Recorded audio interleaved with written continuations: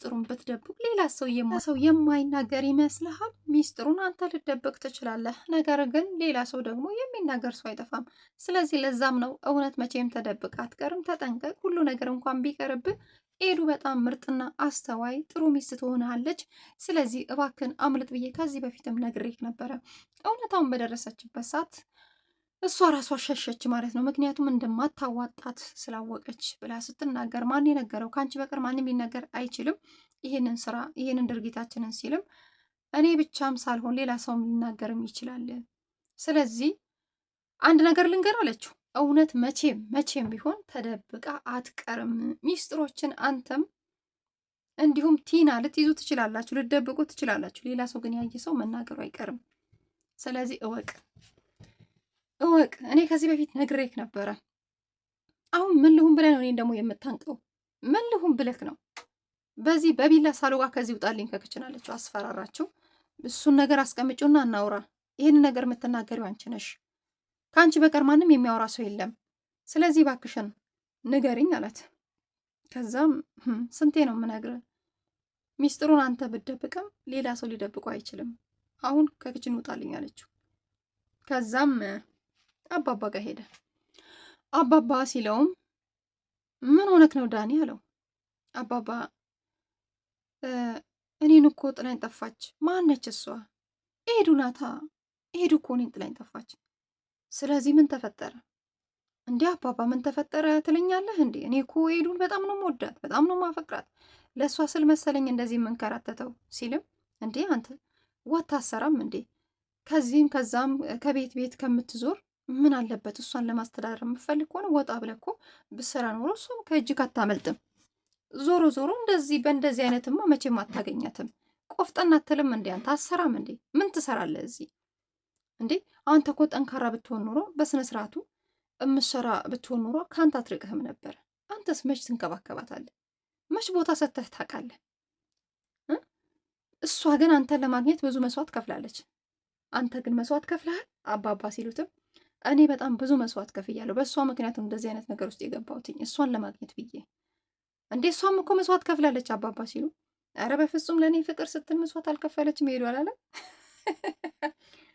ከዛም አባባ ግን ኤዱ ትደውልልሃለች አለ ብሎ ሲጠይቀው አባባ ኧረ በፍጹም አልደወለችልኝም አለ። ከዛ በድጋሚ መጥቶ አባባ ኤዱ ደወለችልክ ሲለው አዎ ጠዋት ደውላልኝ ነበረ። ካሌብም አዎ ደውላልኛለች። ዳኒ በሰላም ነው ሲለው በጣም ተናደደ። ፌንት ሰራ። ቆይ እናንተ ምን አስባችሁ ነው? ሚስቴ እኮ ናት ኤዱ። ካሌብ አይንህን ከኤዱ አንሳ ሲለውም እንዴ እኔና ኤዱን እኮ የሚያገናኘን ነገር የለም፣ ግን ስልክ እየደወለችልኝ አውርቻታለሁ። ጠዋት አውቆ እኮ ሊያቃጥለው፣ ግን አልደወለችም። እሷ ለማንም አልደወለችም። ከዛ አባባም ተጫወተበት። ሚናን የተጫወቱበት ተበቀሉት ነው የምላችሁ፣ ተበቀሉት። አይዳኒ በቀረበት፣ የእውነቴን ነው የምላችሁ፣ በቀረበት። ምን አለበት በቀረበት ነው ያልኩትኝ እኔ ራሴ። የእውነቴን ነው የምላችሁ፣ ተጫወቱበት። ሚናን የተጫወቱበት። አይ በጣም ያማል፣ በጣም ያማል። ሚናን የተጫወቱበት። ይስቁበታል፣ ይሳለቁበታል። ይሄ ሁሉ ከዚህ በፊት የማይሆን ነገር ውስጥ ይቺ ቲናን ተከትሎ ባይገባ ኖሮ አንደኛ ትዳሩም አይበጠበጥም፣ ሁለተኛ የሚያፈቅራትን ሚስቱን አያጣትም። አስባችኋል? አንዳንዴ የሰው ነገር የኔ ይሁን ብለን በአቋራጭ ስንገባ እኛን ራሱ አውጥቶ ነው የሚተፋን ማለት ነው። ምክንያቱም የሰው ነገር ከተነቃብን በጣም ውርደትና ወንጀል ነው። አስባችኋል? አንደኛ ውርደቱ ምንድን ነው? ከካሌብ ሚስት ጋር ከካሌብ ለዛውም የህጋው ሚስቱ ነች ለካሌብ ሲማግጥ ካሌብ ራሱ ከአንዴም ሁለቴም ሶስት ያገኘው ይሄ ራሱን የቻለ ውርደት። ሁለተኛው ደግሞ ከቲና ጋር ዳኒ ተመካክሮ ቤቱና ንብረቱን በስማቸው ለማዞር ሲሉ ትሁትን አግተዋት ሲያሰቃዩ ነበረ። አባባ በታመመበት ሰዓት እንዲች ቁም ስቃዩን ሲያሳዩት ነበረ። በፊት ለፊቱ ሲማግጡ ነበረ። የሚድን ሁላ አልመሰላቸውም። ግን ያው ቀን ይፈርድ የለ ቀን ደግሞ መጣች።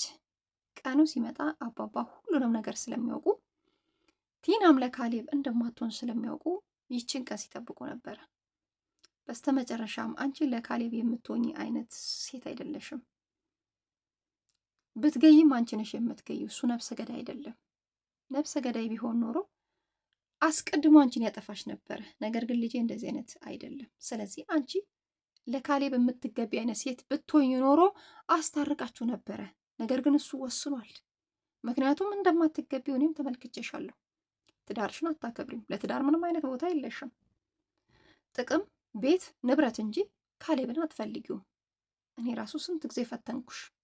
እኔ አንቺን ለመፈተን ቤቱ ንብረቱ በአንቺ ስም ዞሯል ብዬ ፎርጅት ወረቀት አንቺን ልፈትንሽ ስሰጣሽ በሁለተኛው ቀን መተሽ የካሌብ አባት ካሌብ ቤት የለቃችሁ ውጡልኝ ብለሽ ልብሳችንን በቦርሳ አስገብተሽ አመጣሽ። ስለዚህ አንቺ ለካሌብ የምትገቢ አይነት ሴት አይደለሽም። እንደውም ቢመችሽ ልገይን ትፈልጊያለሽ፣ ልታጠፊን ትፈልጊያለሽ። ስለዚህ አንቺን ማን ብዬ ነው ማስታረቅሽ? ልጄ እንኳንም ጠላሽ እንኳንም ፈታሽ ነው ያሉት። እንኳንም ጠላሽ እንኳንም ፈታሽ። ስለማትወኙ አውቆ ነው የፈታሽ። ስለዚህ አሁን ሌላ ፍቅረኛ እሱ አዘጋጅቷል። ላይፉን እየኖረበት ነው። በቃ ቤቱን ለቀሽ ውጭልን። በፍጹም አንቺ ለካሌብ የምትሆኝ አይነት ሴት አይደለሽም ማለት። በጣም ደነገጠች፣ በጣም አዘነች። እኔ? አዎ አንቺ፣ አዎ አንቺ። እና ሌላ ማን ነው? አሁን ተነሺ ከፊት ያላት። ተደናገጠችና ሄደች። በስተመጨረሻ ዳኒ ተዋረደ። ፍቅረኛውንም ሳያገኝ ወይ ከፍቅረኛው ሳይሆን ወይ ከንብረቱም ሳይሆን ወይ ከቲናም ሳይሆን ብቻውን ቀረ። እየተሳለቁበት ነው እና አባባ እነ ካሌብ እነ ትሁት እየሳቁበት ነው። አያችሁ፣ የሰው መሳቂያ ነው የሆነው። የምር ግን ከባድ ነው እናንተ። እኔ የምላችሁ ህይወትን እውነት አንዳንዴ ለማሸነፍ ስትሉ የማትገቡበት ጉድጓድ የለም። ልክ እንደ ዳኒ። አሁን ዳኒ በአቋራጭ ላይፍ ህይወት ይስተካከላል ብሎ ነው እዚህ ማቅ ውስጥ የገባው። ግን እንዴት ይውጣ? እንዴት ይውጣ? ስንገባ ቀላል ነው፣ ግን መውጫው ከባድ ነው። ምክንያቱም ተዋርዳችሁ ተጋልጣችሁ ስንት ነገር ወርዶባችሁ ነው ከዚህ ካጣብቀኝ የምትወጡት። አሁን ላይ ተነቅቶበታል። ሲማግጥም ተይዟል። ሀሳቦቹ በሙሉ እቅዶቹ በሙሉ ምን እንደሆነ ደርሰውበታል። አስባችኋል? መሄጃ የለው። ፍቅረኛውም ርቀዋለች። ቲናን ደግሞ ከማይሽ እሞታለሁ ያላት። እንዴ ዳኒ፣ በእኔ ላይ ነው እንደዚህ የምታወራው? እኔ ለአንተ ስል መሰለኝ የምሰቃየው ቲና ስትለው አሁን በጣም ያስጠላሽኝ ከፊት የዘርበልኝ ያለው። ምክንያቱም የሚያፈቅራትን ካጣ ኤዱን ካጣ ከማንም ጋር መኖር አይፈልግም። ሞቱን ነው የሚመርጠው ማለት ነው። እኔ ኤደንን ካጣው ሞቴን እመርጣለሁ ብሎ ለአባባ ሲናገር፣ ይሄንን ካወክ ለምንድን ነው መጀመሪያ አልተንከባከብካት? ለምንድን ነው ቦታ አልሰጠሃት? ይህ እኮ ያንተ ጥፋት ነው፣ የሷ ጥፋት አይደለም። ስለዚህ ምናልባት ጊዜ ስለሚያስፈልጋት ደግሞ ማሰብ ስላለባት መሰለኝ ካንተ የራቀችው። ስለዚህ ተዋት፣ ታስብበት።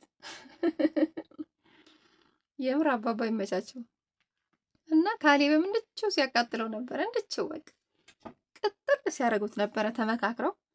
ትሁትን በቢላ ሁላ ወቅታው ነበረ።